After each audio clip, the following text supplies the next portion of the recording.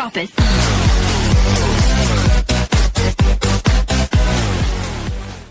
अरे आफत भइल बाई चढ़ली जवनिया, माई देखल चाहे घरवा में कनिया। आफत भइल बाई चढ़ली जवनिया, माई देखल चाहे घरवा में कनिया।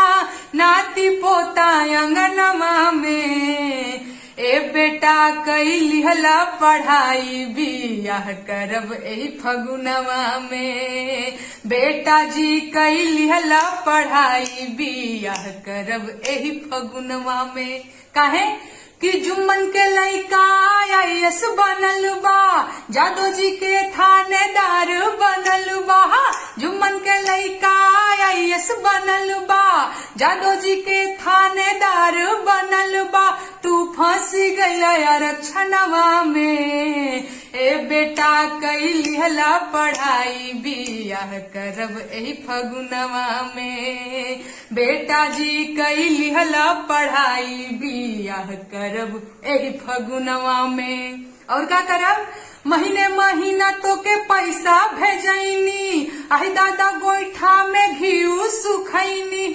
महीने महीना तो के पैसा भेजैनी, आई दादा गोईठा में घीऊ सुखैनी। 10,000 के वेतनवा में, ए बेटा कई हला पढ़ाई बियाह करब एही फगुनवा में। बेटा जी कई हला पढ़ाई बियाह करब एही फगुनवा में। और का करब?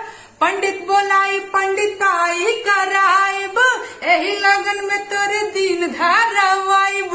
पंडित बोलाई पंडिताई कराइब, एही लगन में तोरे दिन धरवाइब। पुष्माघ नहीं अगहनवा में, ए बेटा कई हला पढ़ाई बियाह करब एही फगुनवा में। बेटा जी कई हला पढ़ाई बियाह करब एही फगुनवा में। हैप्पी होली।